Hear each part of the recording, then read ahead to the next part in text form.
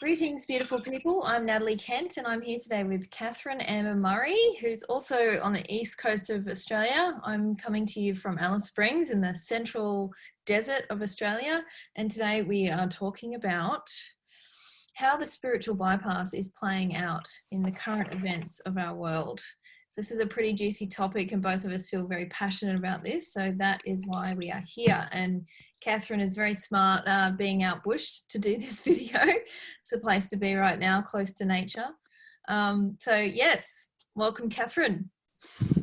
Hello, Natalie, and thank you. It's great to have this opportunity to share our perspective, what is coming to us to share with people on these topics at this time. I'm so looking forward to that. So what are you noticing, first of all, about where people are at in the spiritual bypass of the light and the dark and the different narratives flying around and making sense of it all? That's a lot of questions all at once. Yeah. So what am I noticing particularly about the spiritual bypass? Will I start with that? Okay. So yeah, this is something that I've been noticing, and I feel sad to see it.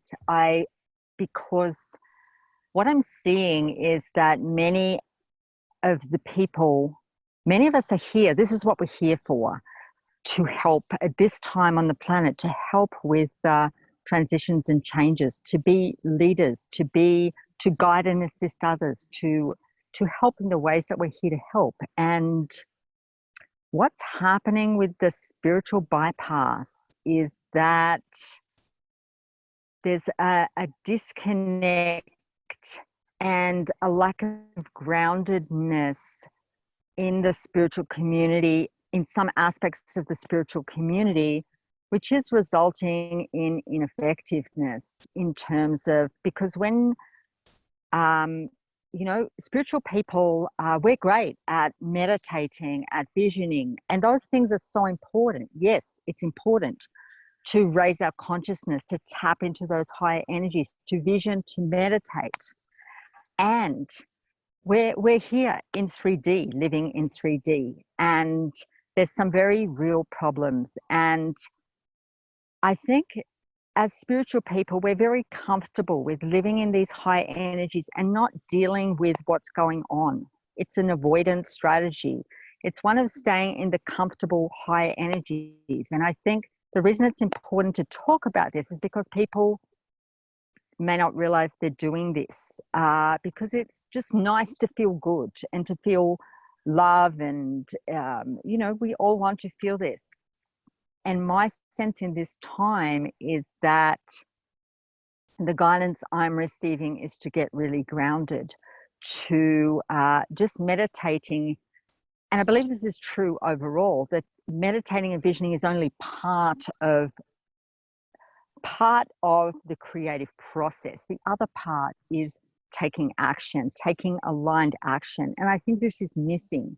So the result of that is that many people are just sitting back and visioning and meditating and thinking everything's just going to be okay. And to me, that's a spiritual disconnect. I'm concerned about that because I'm seeing many of the people that are here to help, not helping, not proactive.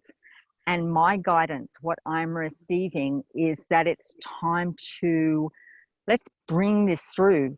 Many of us are receiving messages. Are we speaking and sharing those? Speaking up with messages that are coming. And I can just feel so much energy going through my body as I'm speaking. And to really wake people up in a very grounded way this is getting real, guys. This is getting real. Most of the world is in lockdown. In a short period of time, we have lost our rights and liberty that our ancestors fought hard for.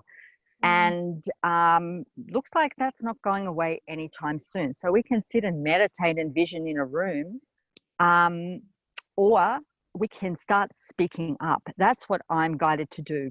It's an action of speaking up, giving people information, sharing information. I believe we need to get hands-on with this. We need to get grounded. We need to be speaking up.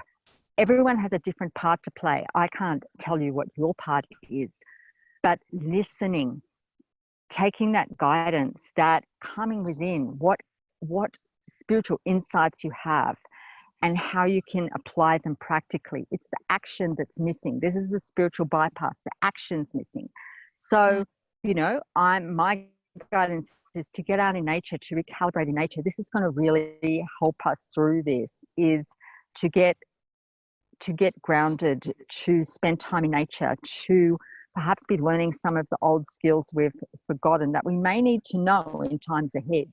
And that's subject for a whole other video. But just coming back to the main points, the spiritual disconnect is just people not doing anything, not speaking up, not taking action, thinking everything's going to be okay. And that's not what I'm seeing. I'm seeing that things are deteriorating, and it's concerns me that it's a false optimism. I think things will, I do see a positive future, but we need to have some strategies to get through what's ahead that may well get a lot worse before it gets better, and to get really grounded. If we're not grounded, I think we're going to be end up by default being part of the problem, not part of the solution. Yeah. Yeah, you actually said something really potent to me the other day. You said we can't be physically imprisoned and spiritually sovereign.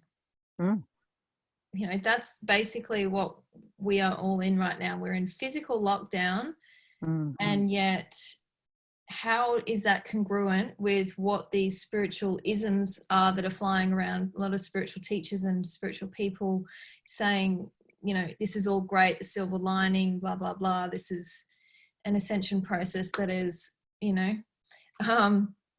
leading, and I agree with you, leading us to greener pastures and a better world. However, there has to be an escalation, and people need to rise. And that means their fire needs to rise. They have to find their sovereignty, and that means they take back their ownership from the authorities. And that is not happening. People are just rolling over and being so obedient right now. Oh yeah, I can't leave the house. I've got all these rules. I'll wear my mask. I'll do this. I'll do that. I'll follow everything to a T, or I might get a fine. That just doesn't wash for me. And so when spiritual people are talking about sovereignty and moving towards this better world, and this is all going in a positive direction, there's a conflict. So it doesn't land in my body when they speak about this. And so when I see people speak, I'm looking for, are the words that you are saying right now physically grounded in your base? Can I feel your energy rooted in the ground, your sacral and your base, so that there is that channel that's activated, which means you are taking ownership of your body and you are real about the changes that are happening, and you don't have your head in the sand or in the sky. So it's again that balance of light and dark. And this is why I was so keen to do this with you, Katherine, because you hold the polarity of light and dark so beautifully and in balance. And that is very rare, especially amongst the spiritual teachers of our world. There is usually a bias. And the bias means that we leave the body instead of being fully grounded and centered in the body, in the center of light and dark. Not leaning to one side or the other. As soon as you start to lean, you start to lift off out of your body. Whether you're working in the dark or the light, it doesn't matter. They're as bad as each other, because it means that you're leaving reality. And so where people are standing and how they're living their lives right now, physically, how you're physically living day to day, is your barometer of how things are really truly going. So if you can't leave your house, or if you are being, you know, the police are knocking on your car door saying you can't be here, you know, if you are not doing things like, you know, starting to grow your own food, or looking at moving, or willing to change your physical reality, then there's something disconnecting there. And that's what I see as a bypass. Yep. I agree, Natalie, beautifully said. And my concern is that with so many people who are just such beautiful, beautiful beings, they're here to help. They really have beautiful intentions and visions, but without the action and the plan, you know, if there's like huge, there may well be huge food shortages, and if people don't grow their own food, don't prepare for that, um, you know, perhaps some people are at a level that they can just manifest food from the spiritual into the physical, but probably most people aren't there yet. So we're going to actually need Comment food. below if that's you. So, you know, I've been learning about bush foods and weeds, you know, edible weeds and things like this, educating myself. So when stuff, if I, I hope I'm wrong, but if I'm not wrong in the direction that I see things going, I'm prepared. And I really encourage you to, you know, be prepared, get grounded, you know, be addressing some of the problems.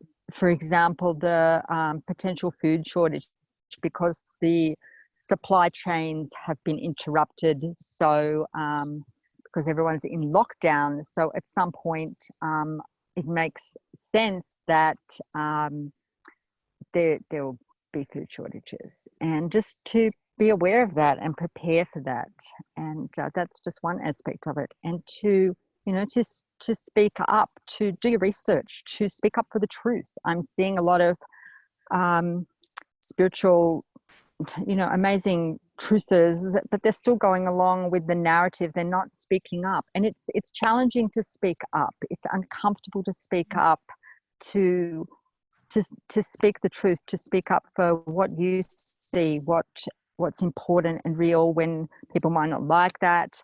You know, that speaking the truth is something for a lot of people that's very uncomfortable. We might be rejected, we might not be liked if we say unpopular things, and but you know, my guidance this morning is to speak up, to, you know, speak what's coming to me, the guidance, the truth. And it's, you know, there's a sort of tipping point as we keep putting the truth out there, speaking the truth from our own unique perspective, that yes, people are waking up to what is going on in this planet, and it's been going on for a long time. And that comes to another question, is the what's really going on here, the what, you know, what's the gift of the situation in terms of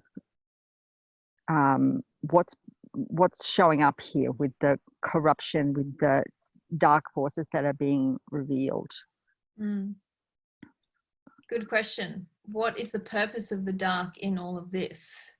And how, well, my take on that is, how is that actually impacting us? Well, it's unsettling the dark that's inside us and that's been trapped inside our bodies. And so we are having to look at ourselves, and it's going to be uncomfortable. And so if you're sitting in comfort right now, I question that it's something maybe that's disconnecting. And this is what I was saying before about, is your energy rooted in your sacral and your base? Because that's where the dark energies reside. That is the suppression of our sovereign power, is in the lower half of the body. And that's what stops us from getting real about the life we're living and what's truly happening here. And it's also what allows us to be controlled, ultimately controlled in the physical, so that we are not sovereign beings. And so, yeah, the dark gets pushed down because we don't want to let it come up. So all sorts of things happen in the body around that, you know, so people's unexpressed grief and their unexpressed rage, and all of that actually is trapped power. And so we need to access that now, which means there is going to be personal discomfort. Even if your little bubble, your little 4 walls of your life have not been disrupted, you're still living day to day in your lockdown and you're okay, relatively okay, then you perhaps need to go deeper into yourself and go, what is truly going on here? And am I afraid? And am I taking courageous action? We are all going to be pushed to be courageous now, to find our own bravery in, like you say, speaking up, saying the hard truths, making hard decisions, taking actions that perhaps we never in the past would have considered. You know, some people are going to have to uproot and literally leave their physical premises or where they've been living their whole lives, and they're going to have to leave. They may run out of water, they may run out of food. All sorts of real life scenarios can occur. And so we have to be physically mobilized and ready to do that. And so if we are suppressed in that energy and shutting down that dark, hard stuff, then we're not going to be mobile when we need to be. So this is really important. That's how I see it. What's part of it. Thank you, Natalie. Things were coming to me as you were speaking. Fear is a big piece here, I think. I mean, fear is being fueled by the media, and it's like I'm picking it up as like a group mind virus at the moment. And the thing about fear is that we may not even realize that we're in fear, but the body may be fear lowers the vibration, it blocks off the energy. I think this is what's happening with people a lot. I felt it myself, I've dealt with it, I've met it and moved through it, and I continue to move through it. When we deal with the fear, when we face the discomfort of, you know, the fears that are coming up for each of us, perhaps that I believe are coming up for most people, fear of amidst huge changes, fear comes up, and fear of, you know, how will around employment, around money, around food, around health, whatever fears are coming up for people. And that can really interfere with taking action, interfere with making changes if people are just stuck in fear. And then that feeds the dark. So dealing with the emotions is key here. For us to keep moving, to stay in action, to move forward, is to be willing to deal with the hard stuff, to do the work with what's coming up. I'm getting physical action, physical exercise, physical movement is important. So I really encourage you. You might be in lockdown and not go out. You might be able to go out for exercise. Make sure you move in the day, because that will help the energies to move through. Really need to keep moving. Fear freezes. It stops people taking action. You might not even realize that you're in fear, that your body is in fear and trauma. And this is hitting trauma for many of us, survival trauma. Many of us have been through things like this before. We've been through collapse of society and dangerous situations, survival situations. My body's remembering that, and it's triggered stuff. And I deal with it. I find ways to just nurture myself during that, and also to release the energy by exercise, physical movement. You know, even if you're in lockdown, you can put on some music and do some really active physical exercise, dance, aerobic, whatever. Go out for a walk. It's really important to keep the energy moving. That's where the grounding comes in. The dark energies, when we're not dealing with what we're feeling, with the fears, with what's coming up for us, with the sense of, there's also a huge sense of disempowerment here that I want to speak to too, that's key in this, that we're dealing with an increase in the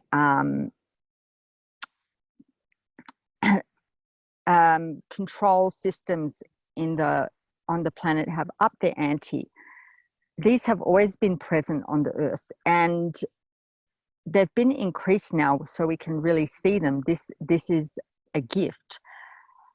Yet it's also, what I see is pushing people further into the conditioning of disempowerment, that we can't do anything, that we can't change anything, therefore we just do nothing, we'll just sit in lockdown. I mean, hopefully this will just be all over and things will go back to normal. This is a conditioning that's been on the planet that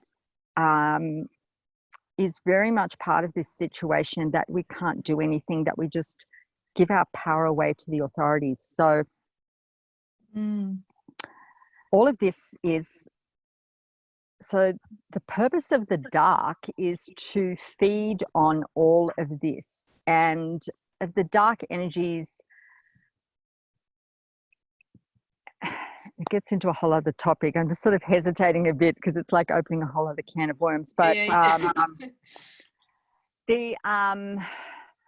so the way that I see it simply is we're seeing an outer situation of the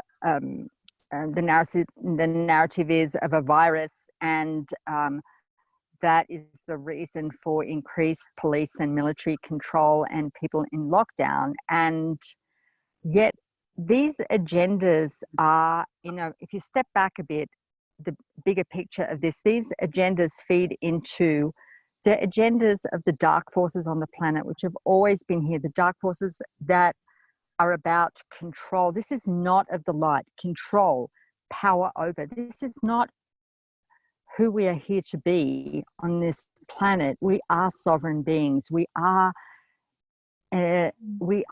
created by the divine to live our lives fully in an abundant, beautiful earth. Are we doing that? Or are we have we forgotten what that's even like? And how possible is that when you're in lockdown? So this is an opportunity to remember, hey, is this what we're here for? Is this what we're here for? To live in control systems, to be in lockdown, to not be allowed to go here, to see this person, to do this? Is this life as, as creator intended? I don't think so. And so we have an opportunity, here's the opportunity to make a choice.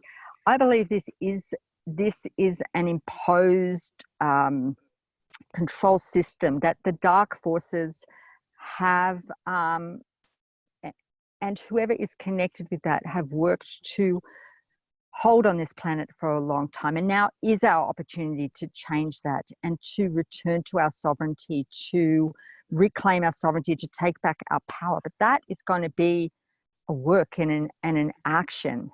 Mm-hmm. Yeah, absolutely. This is what I see people, a lot of people speaking as though we're just going to skip to the good part. We're just going to skip over all the shit, and suddenly people are going to have learned all their lessons and will be there. Hang on a second. Whoa.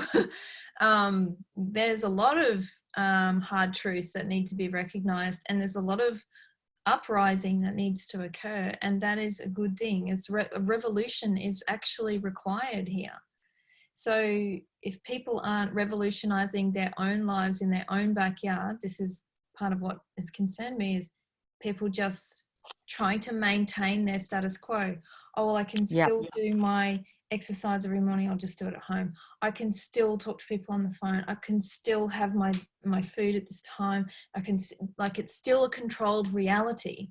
So people are just going into more control to try and control the control, or how out of control they feel. So when actually they should be revolutionizing their life. So what are you doing that you've never done before? Courageous acts, like building a garden if you've never built a garden, or starting to grow food in a pot, or writing to politicians, even if you've never been an activist. Like anything that is different about your day-to-day physical life is really important now. You should be changing it up, not trying to keep it the same and just waiting for all this to blow over. We don't skip the ascension process. It's a process. It's an evolution. We are going to become different people as a result of this. So yeah, I just think that the empowerment is so important, what you're saying, Katherine. Like, people have to realize that we have the power. It's inside of us. And when we're buffeted and buffering all these different narratives about what's going on, is it actually making us feel empowered and to take different actions, or is it locking us into a story that we're going to be saved?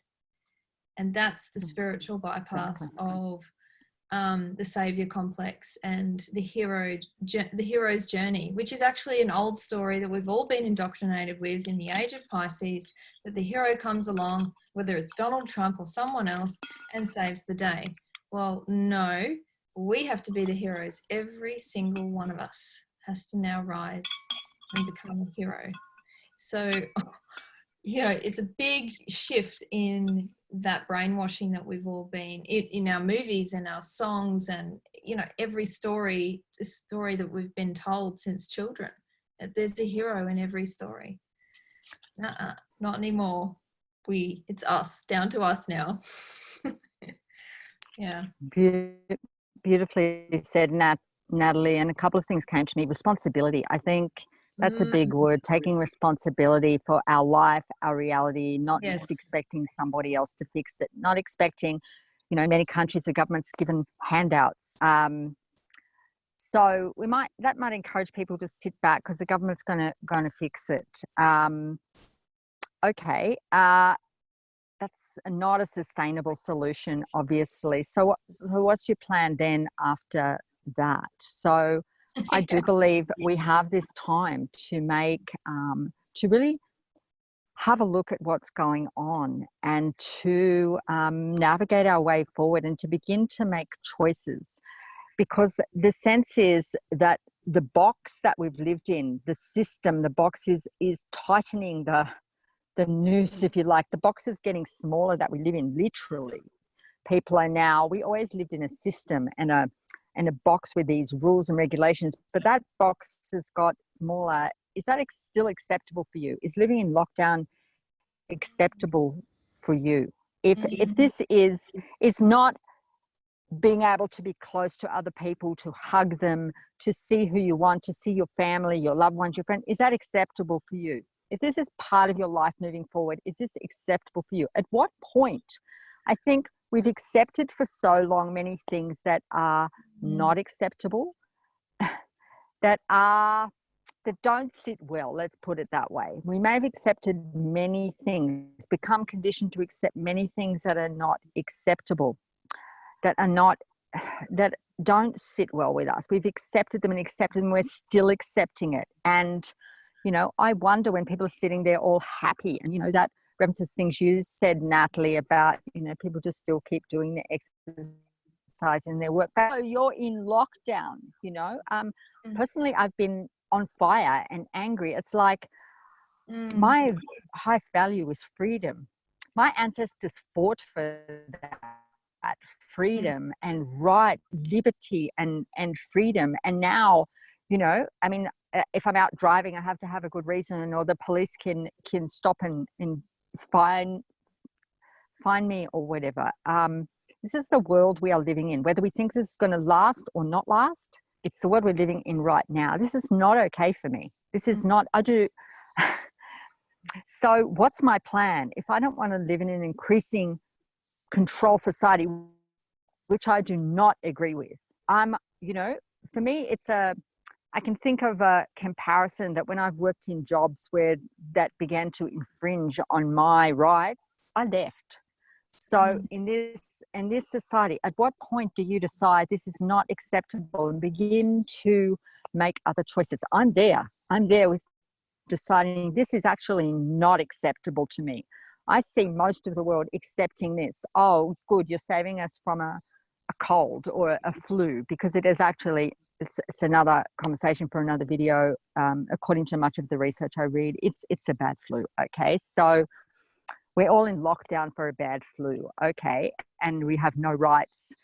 I'm not happy about that personally. And so at what point do you decide that some change is needed and that this is not acceptable to you? How much worse is it going to get? I mean, now the government said today about, a way out of this is for people to be tracked and monitored.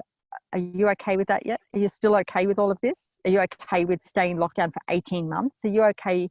That's been mentioned. Are you okay with being tracked and monitored?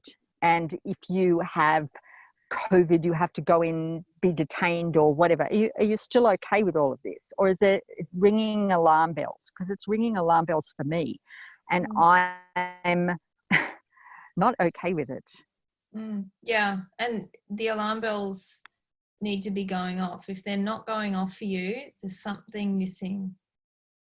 There's some disconnect, and maybe you're not feeling fully the reality of this situation, and that we need to find a way out of it by becoming different people that cannot be controlled any longer, creating a new reality. And that is done by, you know, small actions, small but consistent actions. Exactly. And like you say, Catherine, firing up, like actually fire up your body. Fire burns off any virus. That's the purpose of fire in the body. Virus cannot exist in a body that is heated up, is hot. And so we should be hot. And when we're hot, we take ownership of this vessel of our bodies. And it can't be controlled by any energy or any external force. And we start to function in a different frequency to that control frequency that's out there in the military and the police and the armed forces. We start to move away from that, and we actually become, in a sense, invisible to them. But that's another video. But you know, it's a process of getting there, and you don't just jump to that. So that's really, I think that's the biggest thing to say here, is that if you're not feeling right now the reality of what is happening to our world, and when I say feeling, I don't mean getting stuck in grief or stuck or immobilized by fear or anything like that. I mean just facing what is actually there in your body, allowing it to move and rise, and then let that inform your next step of how you're going to revolutionize your life, your day-to-day life. So it may be something drastic, it may be less drastic, it may be drastic for you if you've never grown your own food before, or it may be something really drastic like having to move physical location. So or who you're living with, or things like that. Like that's all really important right now. I can't stress enough the importance of the physical reality that you're living in. Not the stories out there, not what the energies are doing, not that the earth is ascending, not that we're all heading towards, you know, a new age or whatever, or the silver lining. It's actually day to day, what are you doing with your time, and what's changing day to day for you. And coming back to, just to wind up, coming back to speaking about sovereignty, Natalie, and choices, beginning to, instead of living in effect, I think with so much going on, it's really easy to fall into living in the effect. Oh, what are the government doing now? What do we have to do now? So instead of living as creators, as the powerful creators we are, instead of making choices and making decisions for ourselves, we're living in reaction, in effect to these changes. So I really encourage you to take this time.